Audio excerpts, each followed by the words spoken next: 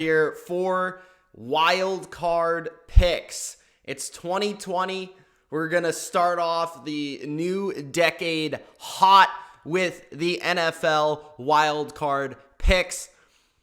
Guys, make sure before I get into the breakdown for each game, and this is definitely going to be more of a little bit of a deeper look inside of every team and inside of every individual matchup that I believe could determine each game, because it is the playoffs, because there's only 4 games this week, because I'm not going through 13 to 16 games a week. I'm actually able to focus on 4 individual games. I will give you the pick straight up. I will give you the pick versus the spread. But before I dive into those picks, make sure that you do Gronk spike the like button as he Gronk spiked on New Year's Eve. Subscribe to the Bottom Line View for more NFL videos, picks, and previews just like this. And of course, comment your opinion, whether you're here live with me right now or you're watching this on the rerun. Let me know in the comment section below what you guys think is going to happen this weekend. Who do you think is going to win? What matchups do you like? What matchups do you not like for certain teams? And also, who are you betting on this week? If you're placing any money on any sort of game, let me know in the comment section, of course. So, before the picks, I just want to say hi to the chat real quick, because gotta say hi on the new year, new decade. So let's look at who's in the chat real quick. So Awesome Zone's in the chat, Eric is in the chat, Trivia's in the chat, A Human is in the chat. Of course, Mr. Bodo is in the chat. We also have Kevin Durkant, who says he is the GOAT and would like to remind you so.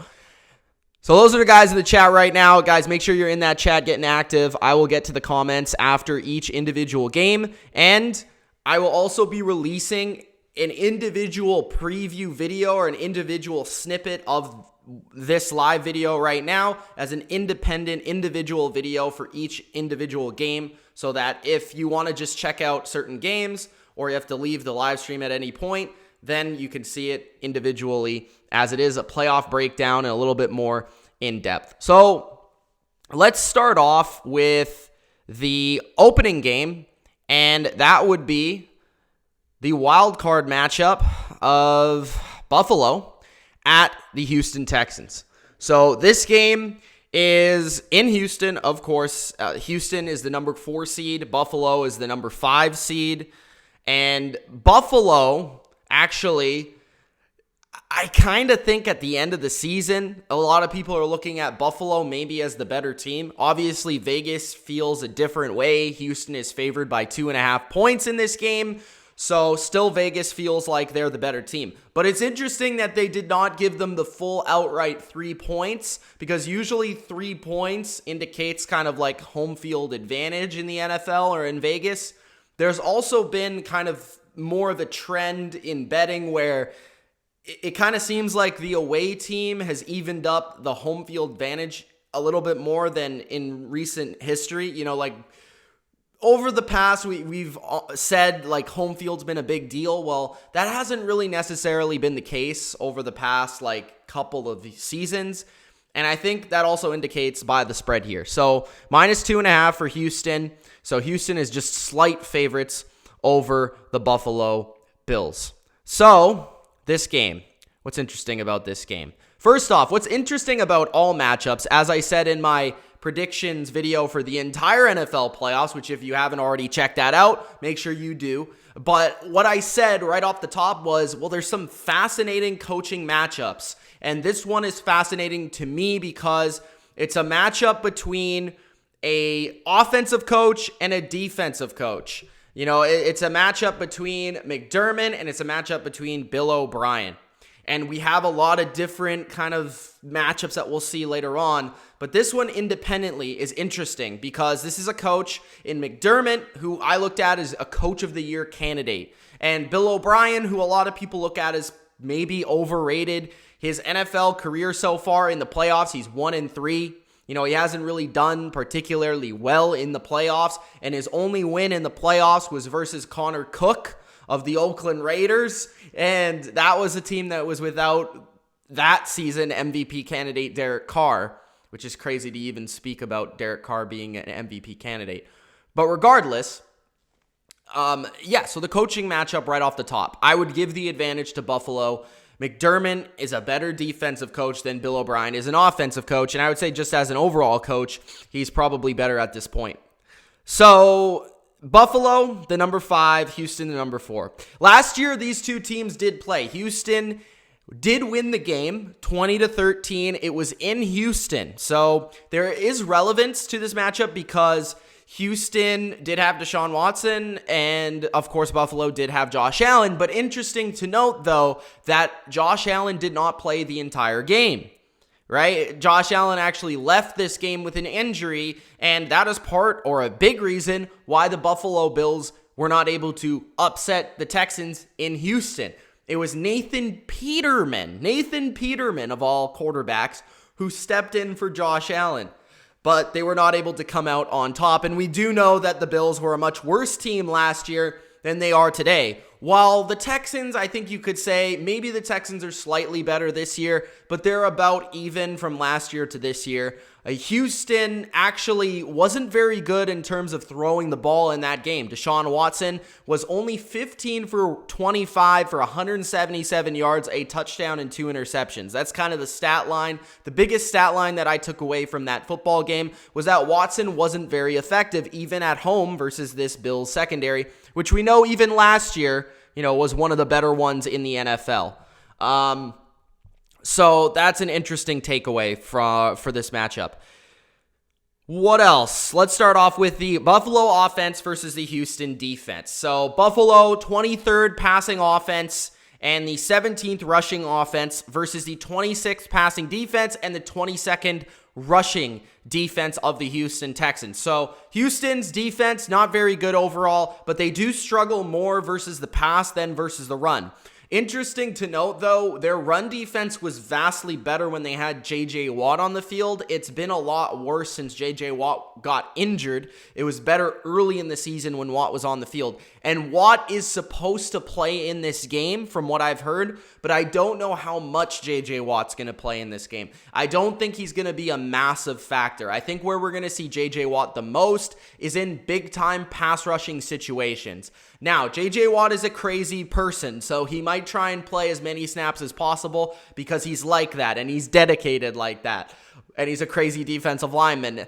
But I can't see him being at 100% at this point. I can't see him being a major factor in this game. He might impact 1 or 2 plays in this game, but I don't see him being the J.J. Watt that we know and love.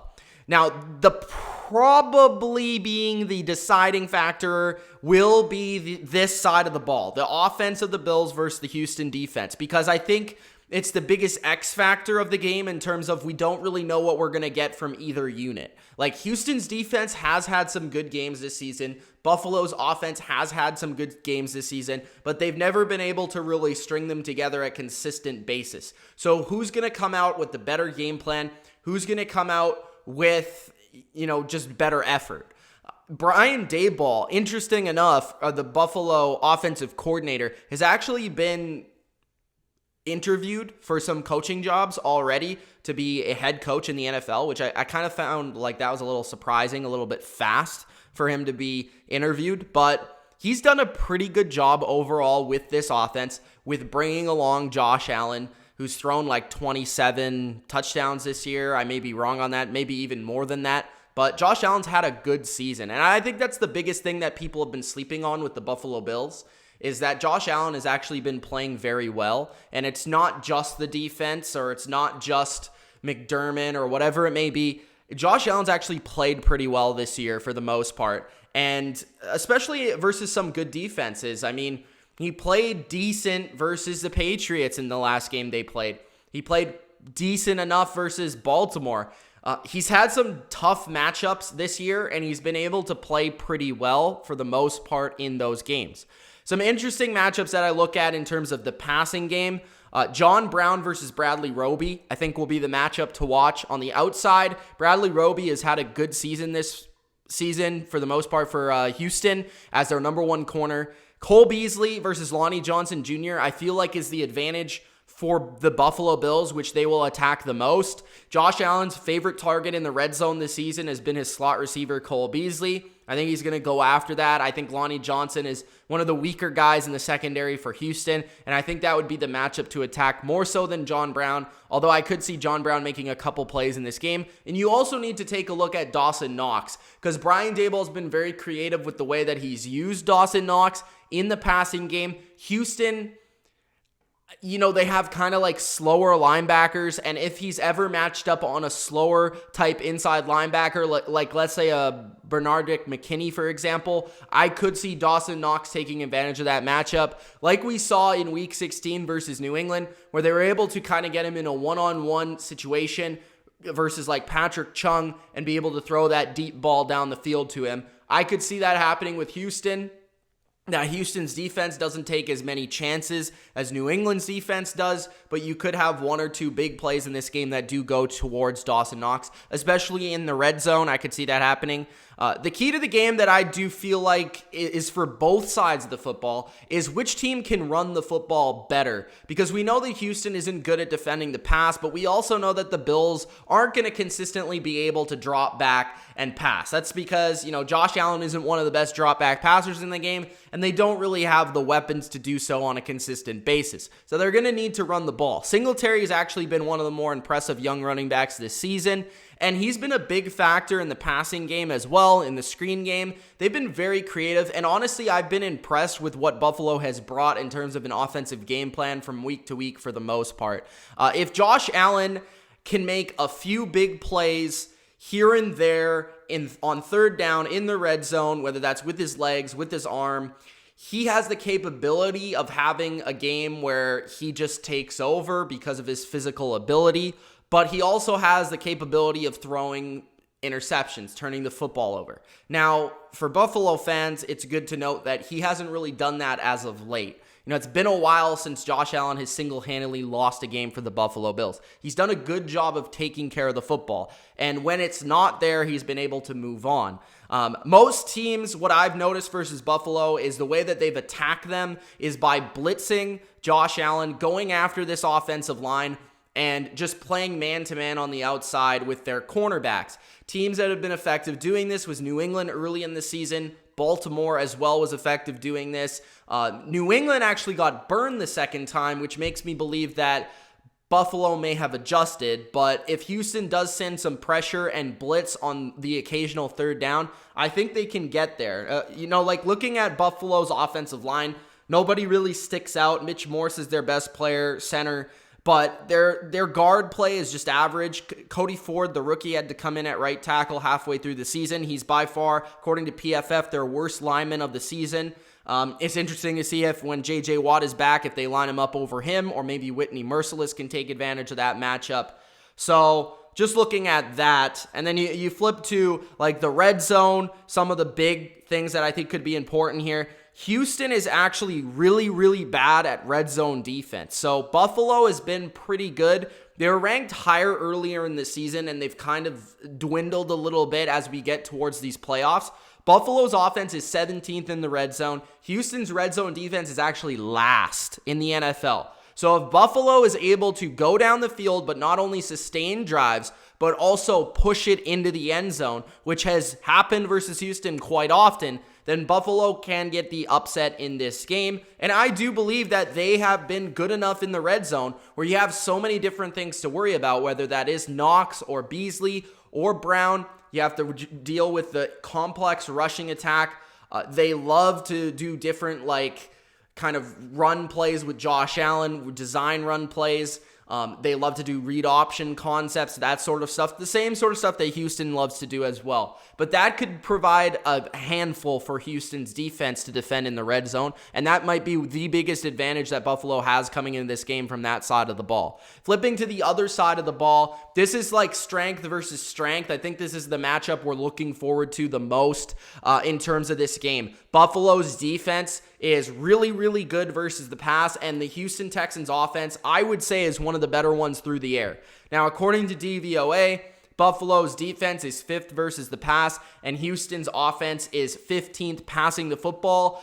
They're also rushing the football stronger, according to DVOA. I don't really I think that's the case, but I guess that's, the statistic. 11th rushing offense, 15th passing offense, and Buffalo is surprisingly only 18th rushing defense. So will Carlos Hyde be the X factor for Houston? I think what's interesting here is, how is McDermott going to plan to stop Hopkins, Will Fuller, Kenny Stills, and then also have a plan to stop the run? Because we've seen that Buffalo is susceptible to stopping the run at certain times, especially up the middle of their offensive line, or of their defense, I would say. So they can't really necessarily pack the box like they would want to, because then you worry about like Will Fuller just running past your defense and getting a long touchdown, which Buffalo, more than anything, likes to keep everything in front of them, and they're a very conservative defense in terms of not giving up a lot of big plays. They don't really blitz a lot. They play a lot of zone coverage. Their secondary is very talented. I expect Tre'Davious White to play a lot on DeAndre Hopkins and basically follow him all over the place. It's not going to necessarily be man-to-man, but he's probably going to be the guy to cover or shadow him for a majority of the game.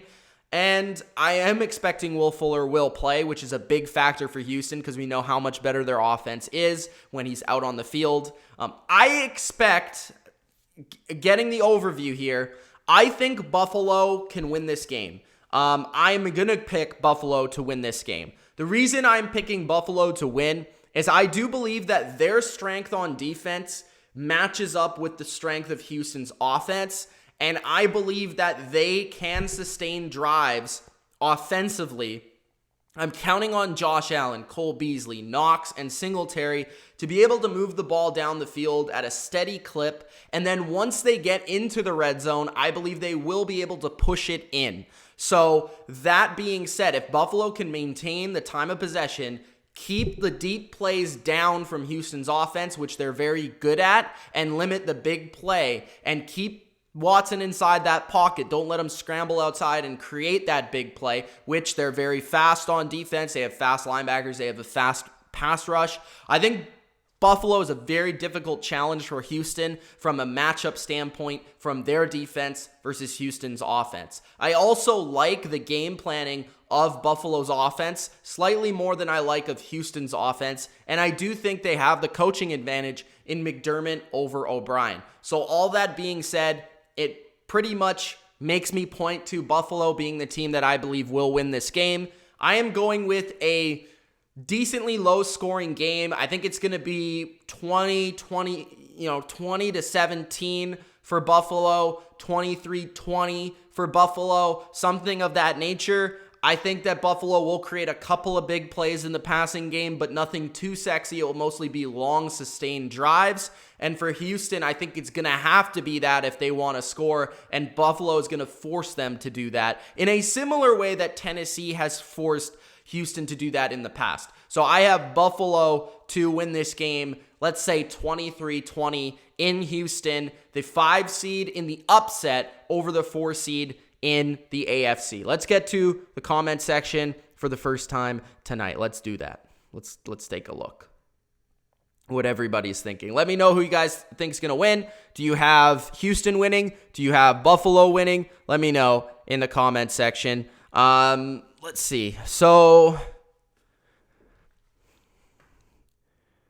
Hazy says, are you a New England fan? Yes, I am. Okay, where are the comments? Phillip Rivers is a bum. Browns were the best 0-16 team ever. Hawks are losing against the Eagles, says Justin. Hawks aren't going to the Super Bowl, says Kevin Durkant. Packers, Pats, or Packers, Chiefs is Trivia's Super Bowl prediction.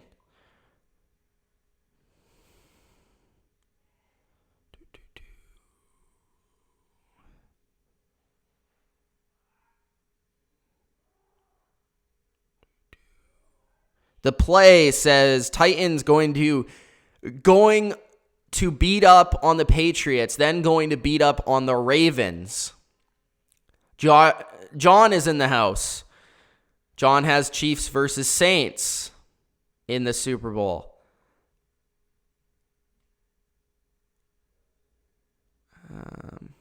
Nothing really about this game. Interesting. Nobody cares about this game, I guess. Special K says Houston. Josh Allen doesn't have experience in the playoffs.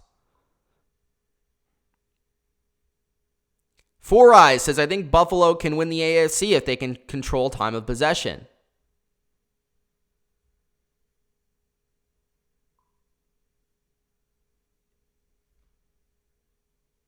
Awesome Zone Super Bowl is Ravens and 49ers. All right, I guess not many people are commenting on this game. Biggest Mike says, I've always saw the Texans as pretenders since this summer. I think it's an upset. Hashtag Bills Mafia. So on that note, let's get to the next game. It is the Tennessee Titans and the New England Patriots. As you see, the Patriots are favored by 4.5 points in this game. I think the spread started at 5 or 5.5, and it's gone down to the 4.5 for New England. So the Titans are the number 6 seed, and the Patriots are the number 3 seed. Patriots are favored by 4.5. There is maybe rain expected in this football game. I've heard that there could be some rain, and in the case of rain, I've heard it could be heavy rain, and if that's the case, I think that's interesting because we know that New England is probably better off in playing games that are that style of ugly, while the Titans as well, if they can try and run the football like they do, I don't think it would necessarily be a bad thing for Houston. But I do say that New England is used to those type of games a little bit more, having played in New England, having played in these games in January, and a lot of their players being experienced in those type of games. So I would give a slight advantage to New England in a rainy game, but I don't think it really changed too much in terms of who would win or lose this game. So that being said, the Titans did win 34-10 last year. I think a lot of people forgot about that game. The Titans did dominate the Patriots last year. That game was in Tennessee. That game was also before the Patriots kind of turned it around last year, and they went on a losing skid a little bit at the end of the year. They lost to the Titans. They lost to the Steelers. They had some bad games. They lost to the Miami Miracle, and New England kind of had to regroup. So they were a different New England team that we saw in the playoffs and versus Tennessee. But Mike Vrabel, Dean Pease, what I remember from that game, they had a very good game plan going versus Tom Brady. They really took a lot of the short passing game away. They took away a lot of the screens, a lot of the dump-offs to James White. They really forced Tom Brady to throw the ball down the field, and they also forced pressure up the gut of Tom Brady. So I'm sure that the Patriots will adjust to what they saw in that game in terms of probably a plan for blitzes up the middle, which is what Mike Vrabel and Dean Pease sent at Tom Brady. They also sent, Jarrell Casey is a force in the middle, which I'll get to, which will be one of the keys to containing the Titans' pass rush and having time for Tom Brady to throw. On the other side of the ball, in that game, Marcus Mariota had the best game of his season last year in that game. He was super efficient. He was extremely accurate in that game. Corey Davis killed the Patriots in that game.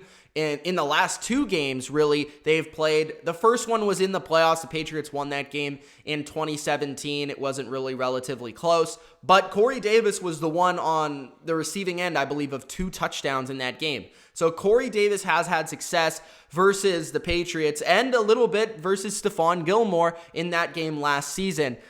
Then you look at, will Tannehill be able to take advantage like Mariota did? Possibly. What I'm trying to get to here is, yes, you could.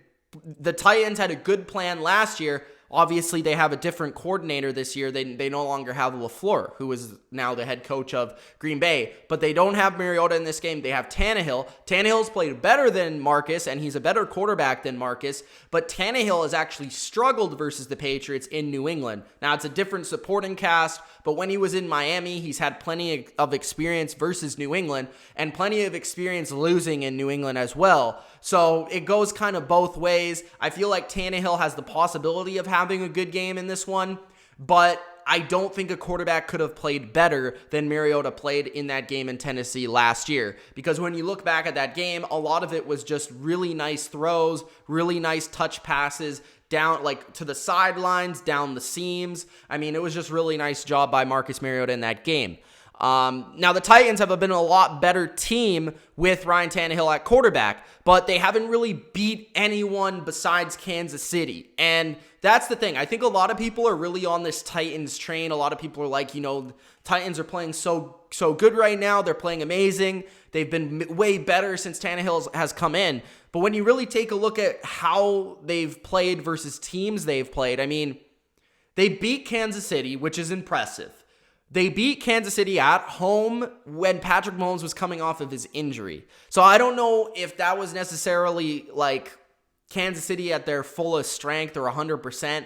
Mahomes was coming off that injury the first week after being off multiple weeks, and that was before Kansas City figured out their defense and how to really get the best out of their defense. So Kansas City's defense was still very susceptible to things that they were susceptible to, in particular the run game. Derrick Henry had a huge game in that one. And then you look at the other games they've played. I mean, they haven't really played a good defense. And Tannehill's been playing great. He's been playing great. I'm not trying to take anything away from him. But the Chargers are the closest to a good defense they played. They played the Chiefs, who hadn't turned it around yet, as I brought up. They played the Raiders, the Colts, the Houston Texans twice, who I just said doesn't have a very good defense. Jacksonville, Tampa Bay, New Orleans, I guess. But New Orleans won that game. So, and that was in Tennessee. I mean, really, Tannehill hasn't played good defenses yet. He has certainly not played a defense that is capable like the Patriots are capable of, when they're playing at their strengths and when they're playing as good as they can play. So that's interesting to me. How much do we take into the fact that Tannehill has played really well and has been sharp and has been effective, but also at the same time hasn't really played the greatest of competition? It's kind of a juggling act there. Now, looking at the Patriots offense playing the Titans defense, one of the things I also took away from the game last year was, despite the inefficiency from the Patriots offense versus the Titans defense, which was a better unit last year, by the way, Titans defense. And I would also say the Patriots offense was better last year. So it goes both ways. Julian Edelman had a good game in that game. He had over 100 yards. And that was when Tennessee actually was healthier in the secondary. They still had Malcolm Butler back there. They now are bringing back Adoree Jackson in the lineup. He should be good to go. But Logan Ryan is the guy I expect to draw a majority of Julian Edelman. And I know Logan Ryan pretty well because he was a Patriots corner for like the first 5 years of his career. Pretty decent player, smart player. But I think he would have a difficult time if it is in one-on-one coverage versus Edelman.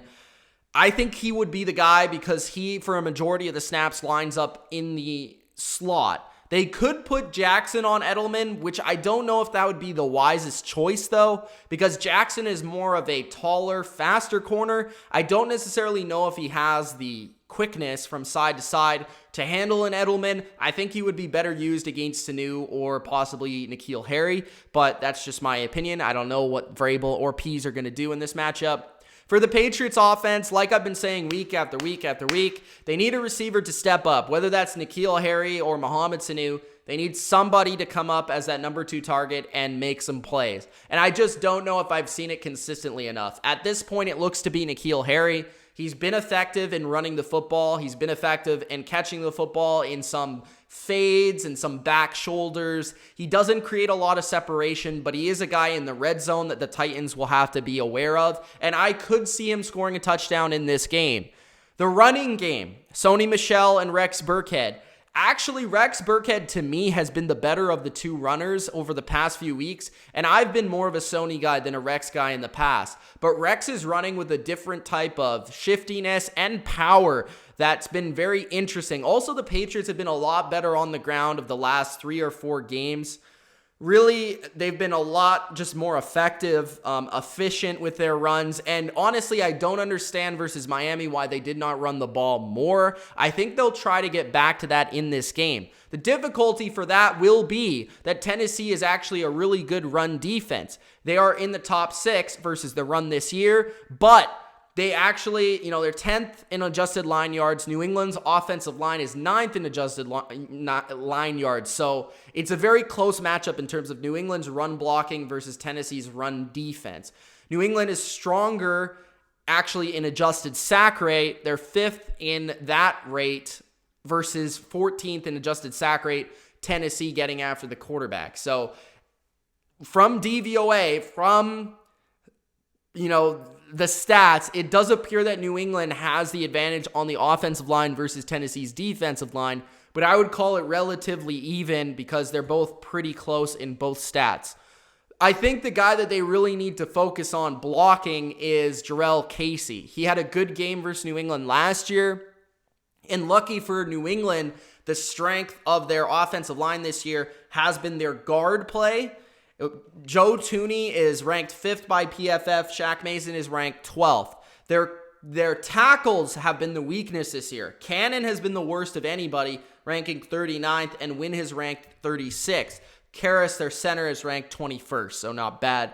But the guards have been really good for New England, especially lately. Mason has been playing very well. In terms of the defensive line, I don't really see anyone that's a true pass rusher on Tennessee outside of, Landry can have his moments and Casey can have his moments as well. But the good thing for New England is that Casey matchup will come versus Thuney and Mason. I'm also intrigued to see if they do double team him in certain scenarios because he's the guy that they need to really pay attention to. So I don't see New England really pushing around Tennessee in the run game, but Tennessee is susceptible in the pass game. And like I said, I feel like Edelman will be that guy. And also trying to getting creative with plays to James White and their running backs, I think would be the way to go. But like I said, last year, Tennessee was good at defending those passes out of the backfield and were really all over it. So they're going to need to find creative ways to get the ball to Sanu and to Harry as well. I think Brady is going to have to rely a little bit on the running game and then work off of the play action to suck those linebackers up a little bit, because I just don't see New England being a team that can just consistently pass. Like I've been saying, I feel like they need to be in good situations to pass the football in passing situations. Like if it's 3rd and 10 plus, I'm not going to expect New England to convert. Tennessee is 8th on 3rd down. They're good 3rd down defense. New England is not a very good 3rd down offense. Just looking at the numbers here, New England is 17th on 3rd down offense. So they're average, and Tennessee is an elite unit on 3rd down defense. And then when you look at the red zone, I think this is very intriguing. So when New England gets the ball into the red zone, I do believe they will be able to score. Something interesting about this matchup, New England's red zone offense has been very bad this year for New England's standards. They're actually only ranked 26th this year for their red zone offense. But Tennessee, surprisingly, is ranked 31st in red zone defense. So I think if New England gets it to the red zone, they can actually score, which is something that has been the big Achilles heel of New England, is when they've gotten to the red zone, they haven't been able to push it in. So if New England is able to score in the red zone, I think that's an indication that they can win. They will win this game. I will say that. If they get in the end zone over kicking field goals, they will win the game. That's a bold prediction or statement there.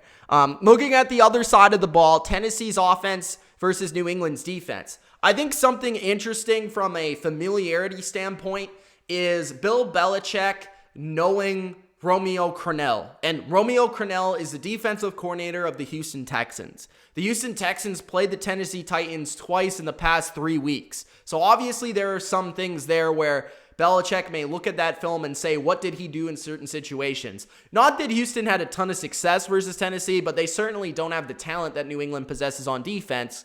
So that being said, and they did win in that game that was more important of the two, where they actually played their starters in that game. So that's interesting. I wonder if Belichick takes some wrinkles from what he saw from Crennel. Now, what I've noticed from watching Tennessee is that it still is all about Derrick Henry. It's not really as much as people want to think Ryan Tannehill. Ryan Tannehill has been playing very well. And when he's set up to play well, right? I think it's all through Derrick Henry. So if you stop Derrick Henry, you stop the Titans offense. The big plays of the Titans come off of play action. The big plays from the Titans come out of sets that look like run sets. So it's out of 2 tight ends. It's out of a fullback and a tight end. It's 2 receivers, a fullback, a tight end. 21 is what it's called. Or, it's like, it depends on really what the Titans want to do here. And my thinking is that Tennessee has been one of these teams that uses a lot more 2 tight end sets. They use a lot of fullback action more than the average, and they use multiple tight ends. So whether it's 2 tight ends, 3 tight ends, they like to put tight ends on the field, which is actually a smart thing to do versus New England, because New England has great corners. So you don't really want their corners on the field as much as you want their linebackers in coverage or their safeties in coverage. So that actually will help Tennessee move the ball, in my opinion, as we've seen Houston, Baltimore, and teams like that utilize their heavier packages to success versus the Patriots. And also Buffalo to a certain extent. So that is good for Tennessee. But I think it's interesting. It's just really, to me, like I'm trying to say, it comes down to whether Derrick Henry is successful or not. If Derrick Henry is successful on first down, if Derrick Henry is successful early in the game, then it's definitely going to be trouble for New England.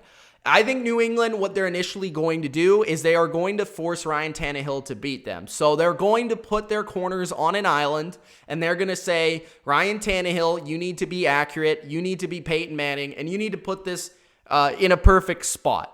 And I think really what they're going to try and do is take the middle of the field away and force him to throw to the sidelines. And they're going to have a bunch of people in the box to try and contain the run. That's what I think they're going to do. They might even go bear package. They might have, I don't know if they'll go with their traditional like 3-4 set, but I just think there's going to be a lot of big dudes up there for New England to stop the run and to stop Derrick Henry. And it's going to put guys like Gilmore and J.C. Jackson in uncomfortable positions, which they've been in all year. Now, what I think is a big thing for New England is getting to third down and long. New England is the best third down defense, not just of this year, but actually of all time. They have the greatest third down defense in NFL history, according to the statistic. Titans are 18th third down offense. So if the Titans get to, let's say, 3rd and 7 and longer, New England should be able to get off the field pretty easily. So that's why I'm saying Tennessee has to be excellent on first down. And I think the Tennessee approach to moving the ball should be, give the healthy dose of Derrick Henry. But don't forget to pass short on those first downs. When New England is playing for the run, pass out of those sets with multiple tight ends, with a lot of big people on the field, right? You want to pass versus New England's linebackers. You want to get those advantages. So whether that's a swing pass to Derrick Henry or a pass to Jonnu Smith, you want to take care of those opportunities on first down to get to manageable third downs if you need to. That's, I think, is a big time matchup in this game. Now, since Ryan Tannehill did take over in week 6, I talked about the competition. They've been first in yards per attempt with 9.6 yards per attempt. That's very high, 9.6. Second in completion percentage at 70%, and third in rating. But like I said, this is all about Derrick Henry. When Derrick Henry is successful, it pulls up the linebackers, it makes people commit to the run, and that's where A.J. Brown has been breaking deep passes. That's where Corey Davis has been successful, and that's where Jonnu Smith has been successful. Now, the biggest thing to me that I think the Titans have yet to face is a secondary that is New England's. A secondary as capable as New England's is. New England is very, very good in the secondary. They are the best secondary in football, and they're the number 1 pass defense. So what they do very well is play man-to-man coverage, and I think that will enable them to commit more people to the box.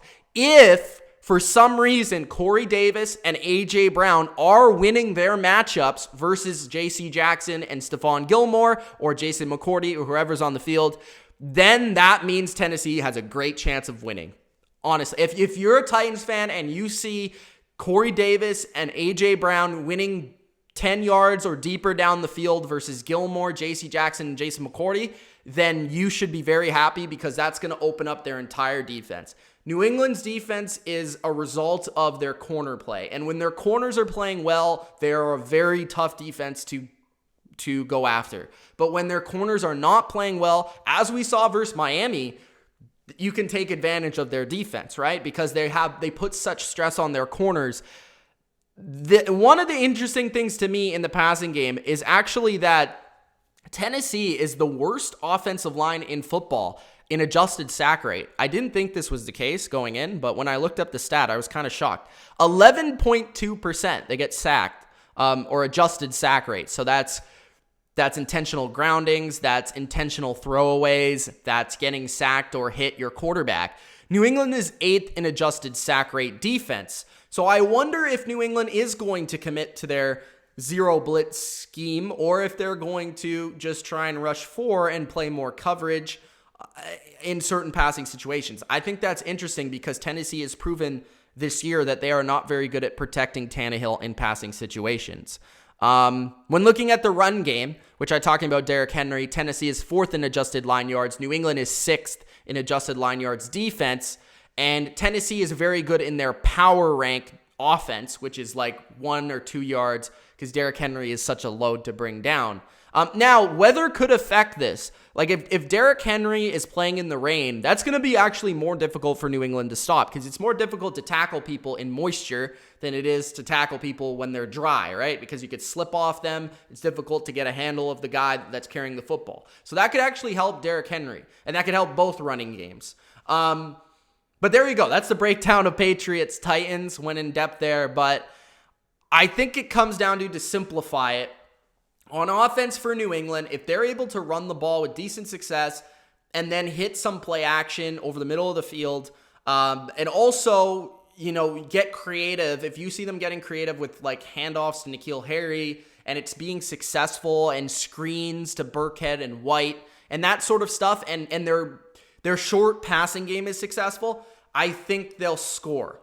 And once they get to the red zone, remember, I think they will score. On the other side, if the Titans are winning their matchups at their receiver positions and Derrick Henry is successful on first down, the Titans have a chance to win. I think this game is the best from a coaching perspective because of the familiarity between the two teams and because of the student versus teacher that we have here.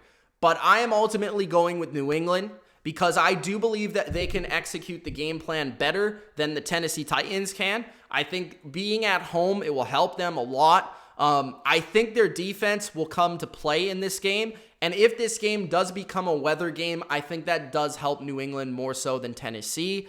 I do think Tennessee is one of the more formidable wild card opponents that New England could have played. And I actually wouldn't be shocked at all if Tennessee beat the Patriots in this game. But if the Patriots come to play and play their best game, I do believe they will win. I am going to say that New England wins this football game 24-20. I will take Tennessee plus 4.5, although I'm not exactly confident with it. I don't think that either team will blow each other out. I think this is going to be a grinded out type of football game, and especially if the weather becomes a factor. I think because both teams know each other so well in terms of the coaching, I think it will make it a close game for both sides. So I have New England winning, but I think it's going to be a great game. I think this could be the best game of Wild Card Weekend, and I'm actually happy that we got this matchup instead of Kansas City, Tennessee. I think that game could have been good too, but I think this game might be better. So there you go. The third matchup of the weekend is the New Orleans Saints, third seed, -8. versus the Minnesota Vikings, the 6th seed. So Minnesota is traveling to New Orleans. A very big injury that I just saw for the Vikings is that Eric Kendricks is hurt, banged up. The question is, will he play? Because I think that's a major loss if he does not suit up for the Vikings.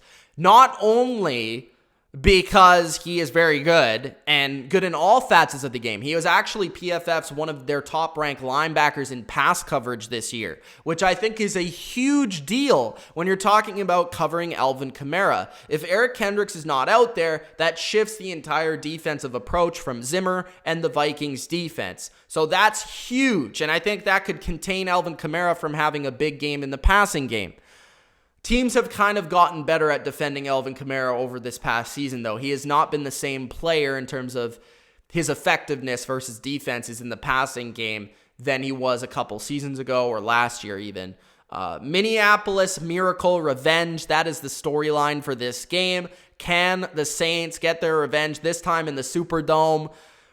I think this game could be a shootout. Now, what I like about this game from defensive perspectives, let's look at both defenses. So Zimmer versus Sean Payton, I think that's a great matchup from a coaching perspective. Offensive guy in Payton versus defensive guy in Zimmer, two of the best at their craft. They clearly have certain things that they love to do. Sean Payton loves his screens. Sean Payton loves his little quick passing game, and he's very tricky. Taysom Hill, all the different things that they do.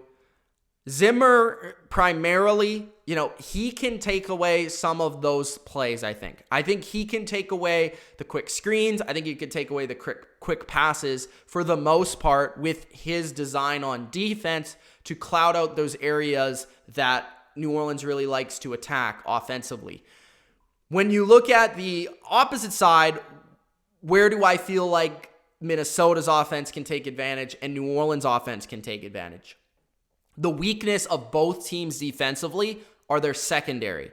So what this game really comes down to is the pass defense and the pass offense of both teams, in my opinion.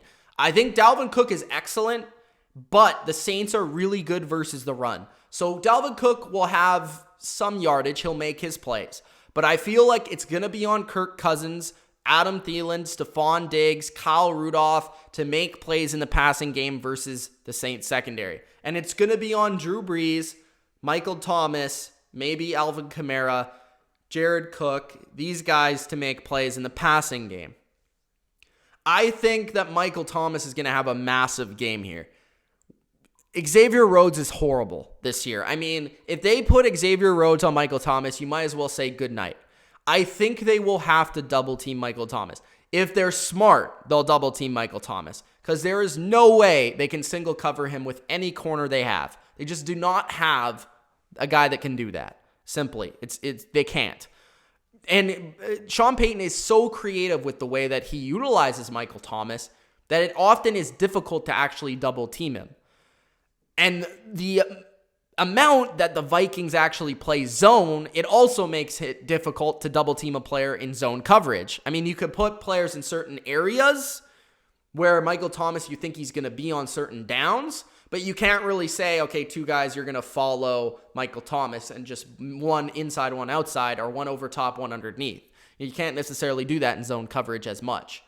So it's interesting from that perspective. I think Michael Thomas will have 10 plus catches in this game pretty easily. And if he doesn't, I think that means the Vikings have a very good chance of winning. And I think if you look at that stat line at the end of the game, the box score, that would be one of the box score things that indicate whether the Saints won or they lost. If Michael Thomas has under 100 yards and under 10 catches, then I think the Vikings are more likely to have been in this game closer or win this game. If the Saints and Michael Thomas has like 8 to 13, 15 catches, somewhere in there, and 100 plus yards, then I think the Saints won or they won comfortably. Either way. I think Drew Brees will be able to effectively attack the secondary, and I could see him hitting one or two big plays in this game versus this secondary. It is difficult versus like a guy like Harrison Smith in the back end because he's very smart, but I just do not like the corners of the Vikings. I don't think they can really play man versus the Saints, and that's a really a true disadvantage when you're playing the Saints because you can't. It's so hard to take away all the different scheme things that Sean Payton likes to do when you can't play a lot of man. And then on the other side, I think the Saints, a guy like Cam Jordan could have his way here. You look at the offensive line of the Vikings, they're good on the run offensive line. But when you're talking about pass blocking, I mean, they're just average. They have nobody that PFF ranks over 27th. They're both of their tackles are 30th or below. Their right guard in Klein is 41st. Jordan moves everywhere. They could line him up on Klein. They could line him up on the right. They could line him up on the left. I think all of those matchups are good for Cam Jordan. And I think that pass rush can get after Kirk Cousins on big downs. One thing that I like about the Vikings offense versus the Saints defense is Adam Thielen in this game. I think if Adam Thielen is fully healthy, he should have a big game because I see Marshawn Lattimore taking Stephon Diggs more often than not, meaning that I believe that Adam Thielen will likely rather see a lot of double teams or see one of the weaker corners for the Saints, meaning that he should have more action in this game. I also think Kyle Rudolph needs to have a big game, and they need to be creative in the ways that they attack the outside of the Saints defense. Because the Saints, you don't want to run directly at their defense. You want to try and find a way to stretch them out and run to the outside, the same way that the 49ers attack them in the running game, which is interesting because Minnesota runs a very similar offense to the 49ers in terms of their zone rushing attack. So if Dalvin Cook is able to get to that edge and seal that edge, and he can get some big yardage on the outside, the Saints will be in trouble because the Saints, they count on being able to stop the run and putting offenses in uncomfortable third downs. So if they're not able to stop the run, it actually allows the Vikings to be able to dictate the play, the way they want to play, right? Because that's what their offense is about. It's through Dalvin Cook, and if it's effective through Dalvin Cook, then Kirk Cousins really can attack that secondary. But if Dalvin Cook is being shut down, then it will be a very difficult game and possibly a blowout for the Saints. Demario Davis will be a big deal, I think, in this game because he'll have a lot of that Dalvin Cook action, whether that's in the passing game or the run game. And I think, it really comes down to Drew Brees and Kirk Cousins because I think both teams will be doing well versus the run game. And at the end of the day, I can't bet against Drew Brees versus Kirk Cousins in the Superdome in a game where he could get massive revenge. I'm going with Drew Brees. I'm going with the Saints to win. I actually think the Vikings can keep this within 8 points. So I'm going to take the Vikings plus 8. The more that I talk about it, the more I think it will be a closer game. So I'm going to take the Vikings plus the 8, but I think the Saints will find a way to win. So I'm going to say the score will be 31-24 for the Saints, just covering the spread for Minnesota. So that's the first game for the NFC. All right, let's get back to the comments, and then I'll get to the last game of Wild Card Weekend. If you guys haven't already, make sure that you do Gronk spike the like button, guys. Make sure you Gronk spike that like button. All right. Let's look at these comments. 100 people watching. That's awesome. I don't think I've ever had 100 people watching on a picks video. That's awesome, guys. Thank you. If you haven't subscribed, if you're just watching this for the first time, subscribe. If you haven't, let me know your opinion. Let me know your opinion in the comments. Awesome Zone has the Saints winning 21-41. GT has the Titans 28, Patriots 20. He has the Texans 23, Bills 16. Jonathan says, y'all think the Ravens are going to choke, but y'all are the same fools who doubted now all of a sudden we're supposed to choke when we have the best running game in NFL history.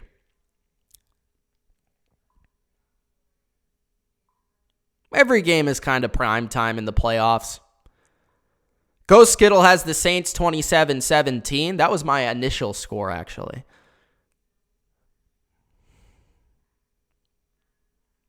Atlanta fan says, Michael Thomas has such a punchable face.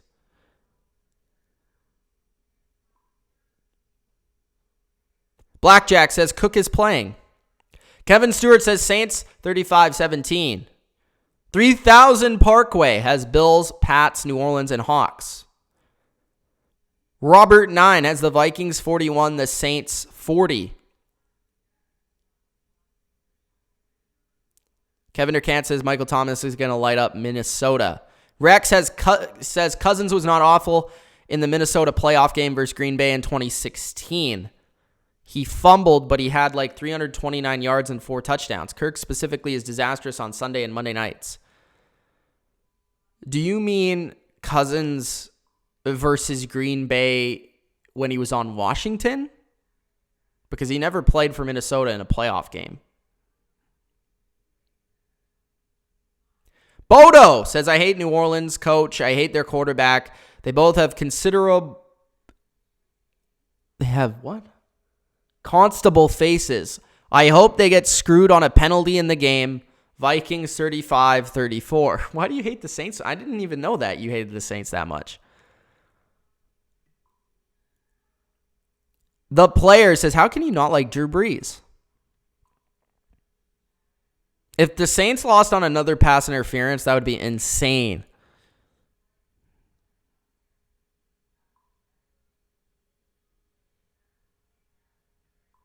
Mitch, how tall am I? I'm 5'11".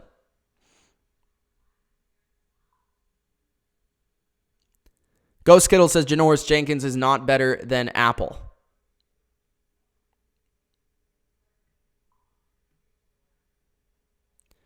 Sing as the Pats 28-3. I know Ultra loves that score. Nicholas says Saints beat the Vikings 31-20. Ghost Skittle says Michael Thomas stays overrated. Force feeding. I don't think he's the best receiver in the league, but he's definitely in the top 5. Nicholas says Pats beat the Titans 27-21. Like that score. Solid. I would be very happy if the Patriots offense scored 27 points. Blackjack says Vikings 30, Saints 24. Skull! Atlanta fan says everyone hates the Saints, Mitch. Trivia has the Pats 35-17. All right, guys, let's get to this last pick of Wild Card Weekend. Again, guys, if you haven't already, Gronk spike that like button. 100 people in here, only 28 likes. What's going on? All right. Seahawks at Minnesota Vikings. Not that. Seahawks. All right. Let's restart on that one. All right. Not the Minnesota Vikings, which already happened this year. Let's restart on that one. Seattle Seahawks at the Philadelphia Eagles. There we go. Seahawks -2 points in this football game. The game is in Philadelphia. Seahawks are the number 5 seed, failing to win the NFC West in Week 17 versus the San Francisco 49ers. Philadelphia Eagles are the 4 seed, barely winning the NFC East. And I know there's going to be a lot of talk of, well, this game should be in Seattle because Seattle, they had the better record and they were the better team. That's not how the playoff format works, bro. You don't get to be that way. Seattle won a playoff game at 7-9. At home versus the Saints when the Saints were the way better team in the regular season. You can't have it both ways, pal. I just want to let you know. All right, so they played earlier this season. The Seahawks won that game. It was in Philadelphia. So this is the only rematch of this entire season that is taking place in the wild card. This game, though, is different. When looking back at that game, some things that did stick out. Zach Ertz, who is questionable for this game, and I think a game-time decision, had 12 catches. By far, the most important receiver in that game for Carson Wentz. None of them were overly effective, though, but he did get a lot of catches. Wilson was sacked 6 times in the game. Not 1, not 2, not 3, not 4, not 5, LeBron, not 6 times, baby. 6 times. Carson Wentz threw 2 interceptions and was sacked 3 times. Penny, who is not in this game, ran for 129 yards and a 58-yard touchdown. And I just personally don't think the Seahawks have a guy that can run for a 58-yard touchdown. I'm just going to be honest. Clowney did not play in that game. He is also questionable to play in this game. He did not practice, I believe, today. And also, Michael Kendricks also didn't practice today, who's a linebacker for the Seahawks. They are game-time decisions. Zach Ertz is a game-time decision. Lane Johnson should play. Brooks was placed on IR on the offensive line for Philadelphia. This game, I know it sounds completely 100% like ESPN analysis here, and it sounds simple, but Russell Wilson versus Carson Wentz. I know it sounds simple. This is the game because Russell Wilson carries the Seahawks. Carson Wentz, at this point in time, carries the Eagles. And whatever quarterback, I will say, has better protection, whatever quarterback has help from their passing weapons, and whatever quarterback makes the bigger plays in the clutch moments will win this game, in my opinion. And I can't say that for every game this week. I think if, for example, Tom Brady didn't play well, but New England's defense shut Tannehill down, they probably still win, the Patriots. This is the one game I can say where it's the quarterbacks or bust, because both teams, I would say from a roster talent perspective at this point, given the injuries, both of these teams I would say are the least talented in the entire playoff field. From a talent perspective, given their injuries. Once again, I'll say that so you don't get mad at me. There are injuries on both sides, as I brought up, and both teams are playing extremely banged up. The Eagles are a little bit more used to it than the Seahawks, but the Seahawks have been able to fight through it as well. So credit to both teams. I think the Eagles can easily win this game. It depends a lot on how healthy are they. And I think for the Eagles, it always depends on, do they win the line of scrimmage? How does their offensive line play? How does their defensive line play? If the Eagles are able to protect Wentz and get a lot of time, the Seahawks are in trouble. If the Philadelphia defensive line can get after Russell Wilson, the Seahawks are in trouble. And I think both of those things can happen, definitely. On the other side, the Seahawks, why I'm saying if they can protect for Carson Wentz, the Seahawks are in trouble. The offensive line of the Eagles is really good, but the Seahawks secondary is not good, right? The Seahawks secondary, if they are exposed, if they are not able to get a pass rush, they can't play man. They never play man. They can't. And what's the number one thing you need to do versus the Eagles to shut them down? Play man. Because they have no receivers. They have guys off the street. We're talking about a Seahawks defense that only exclusively basically plays zone. Because they don't have the guys to play man.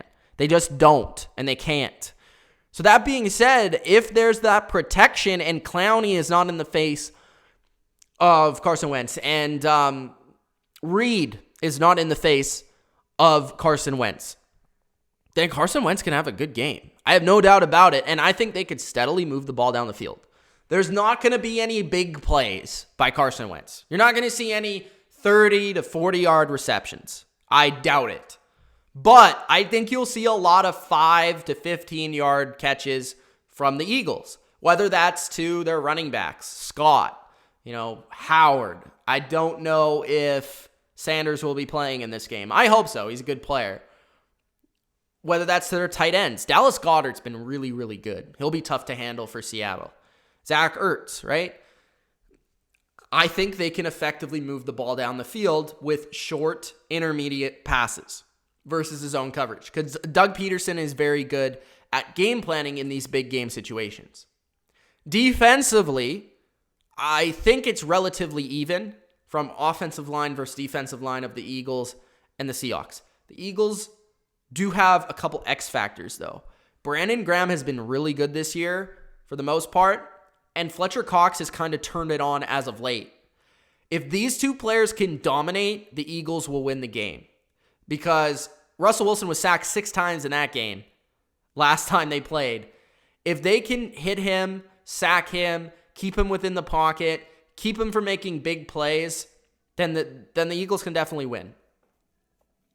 The running game of the Seahawks is not the same as it was in the first time they played. Marshawn is okay at this point. He's just a short yardage guy for the most part. Homer looked good versus San Francisco. And Russell Wilson has shown an ability to eat up some zone defenses like San Francisco's at time last week. Where I think the Eagles are in trouble is in a similar situation, but for a different reason. The Eagles tend to play very aggressive on defense at times. Schwartz gets sometimes too aggressive. And if that happens, I think Wilson can take advantage because I don't think the Eagles can afford to play that style of defense. Because I think Tyler Lockett and DK Metcalf will burn whoever is covering them if they decide to play that style. They need to play a more conservative style of defense and just really hope they win up front. And if they don't win up front, it's going to be a long day for the Eagles. Because if they don't win up front, then that means they're going to have to get more aggressive to get after Russell Wilson, and that is where they're going to burn them for big plays, and that's not what you want if you're an Eagles fan. I think that the Seahawks will win. It's going to be so close. This, to me, is probably the toughest game to pick out of all of them because I want to pick the Eagles, honestly. I kind of just feel like I have to pick the Seahawks because they've been a better team And I really think that they have the Eagles' number. Like, the Eagles don't seem to beat the Seahawks. I mean, like, the last 3 or 4 times they've played, Seahawks have won. The time they played this year, the Seahawks won. And when you look back at that game when they played, Russell Wilson actually missed a lot of big plays, and that game wasn't as close as the score indicated. So for all those reasons, I think this game is extremely well balanced. I think this game is really what it comes down to is the quarterback play, as I've stated. And I'm taking the Seahawks because I think Russell Wilson can slightly outplay Carson Wentz. And I like the playmakers of Seattle more than I like Philadelphia's in terms of creating some big plays. The thing I'm scared about for Seattle is the front of their defense and the front of their offense. If they're not able to create pressure on defense, it's going to be a long day. If they're not able to protect Russell Wilson, it's going to be a long day. But I do believe that Wilson, with decent protection, can do enough in this game to win. So I will pick the Seahawks to win 24-21 over the Eagles in a game that I think will be very, very exciting. And notice how in none of these games I picked an absolute blowout, which is fascinating. But that is my prediction for the Eagles and Seahawks. Those are my predictions for Wild Card Weekend. I hope you enjoyed. If you did, Gronk spike the like button, subscribe to the Bottom Line View, and let's get to the comments for the last time in this video. Again, guys, I'll be releasing all of these videos individually, so if you missed one of the games, you could go back and watch them individually.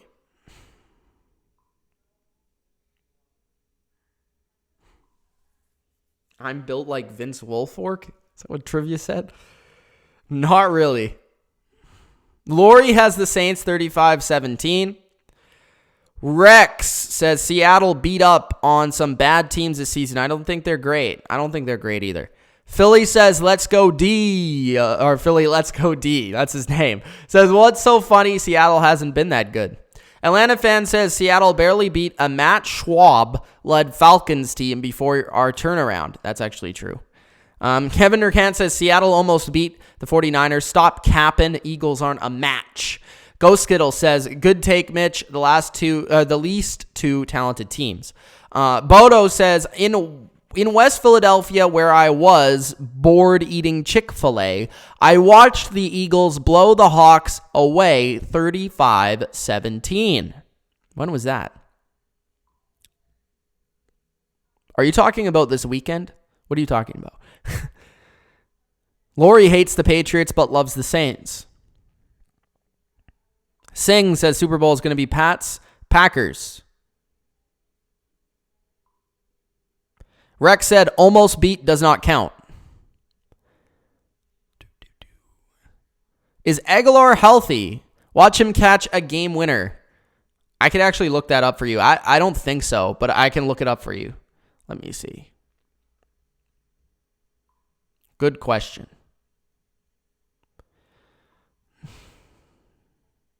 Miles Sanders didn't participate, and Nelson Aguilar remained sidelined at Wednesday's practice. I think that's a big loss. If Miles Sanders can't play, I don't think Aguilar is a huge loss, but if Miles Sanders can't play, that's a huge, huge loss to the playmaking ability, to the big play striking ability, because he's the best guy with the ball in his hands on that team.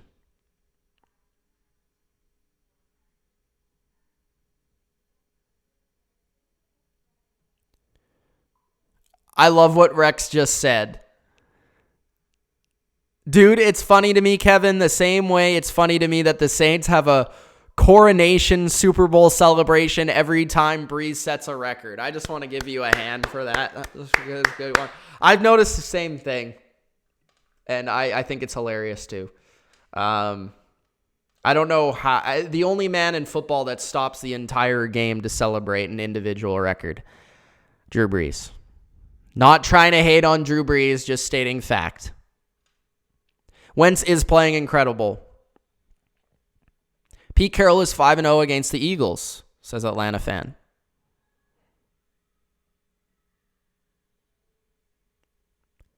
Nick says says the Eagles will lose. Carson Wentz is overrated. He's been playing really well lately.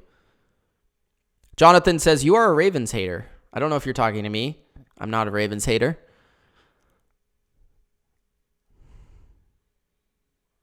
Singh says the Eagles are the worst team to make the playoffs this year and last year.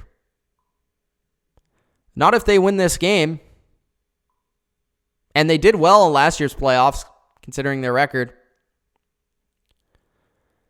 Brian says Breeze retires if he wins the Lombardi and Bridgewater stays in New Orleans and becomes a starter.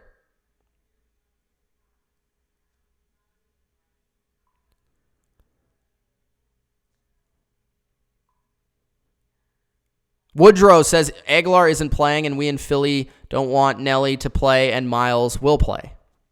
There you go. Slang says Eagles are scary at full health. I agree with that. But they're not at full health. That's the problem.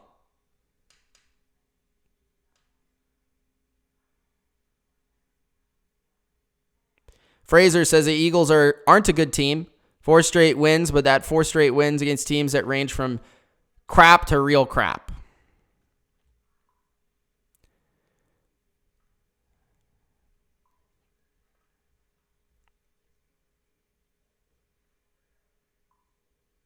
The player just says Seahawks are better.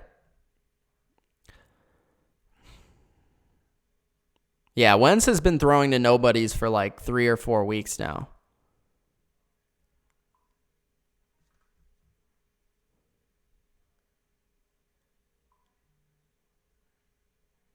Do I think the Patriots can go to the Super Bowl? Yeah, I do. I don't think it's a great chance, but I do. I think it's the 3rd highest chance in the AFC.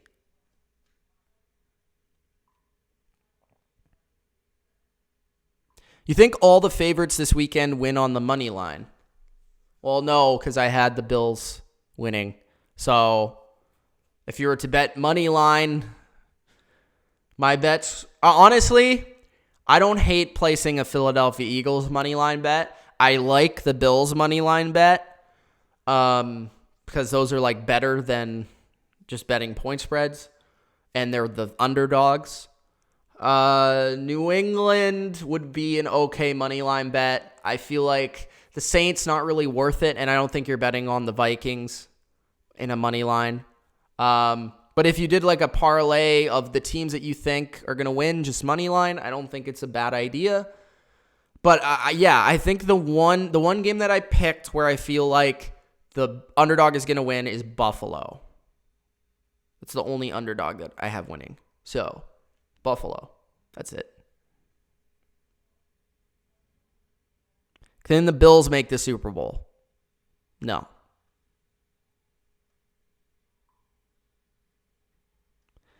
Jonathan says, do you think the Ravens can go to the Super Bowl not because you are a Raven hater and a Mahomes boy? Baltimore will show you up. I think they can. Yeah, no doubt. They can go to the Super Bowl. I just picked Kansas City. That's all. I think they have the second best chance in the AFC. They honestly have the first best chance, but I'm just picking Kansas City. Aaron, if you haven't already, go see my full playoff predictions, bro. And then you can see who I picked to go to the Super Bowl. Singh has the Seahawks winning 21-18 in overtime. 30% is pretty high. Thank you, Bodo. I appreciate it. All right, guys, I think I'm going to end the picks here. Again, if you haven't already, Gronk, spike the like button, subscribe to the channel if you haven't already, if you're just tuning in for the first time. Also, hit that notification bell. If you guys are subscribed but haven't hit the notification bell, make sure you do, because sometimes YouTube doesn't give you all the videos I have out. I've noticed that recently, that like some of my views fluctuate a lot in certain videos. So make sure you guys do hit that notification bell and are getting the latest upload, because then you'll see every single video I make. And even if you don't want to watch it, you'll at least be notified that it's there. So hit that notification bell. That's very important. Thank you guys for the support on the channel.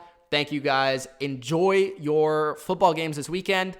I am flying back home, or not back home, but back to Toronto where I go to school on Friday. So I will be back in Toronto on Saturday and Sunday to be able to do some of the games. I'm not sure what I'm going to do in terms of streams.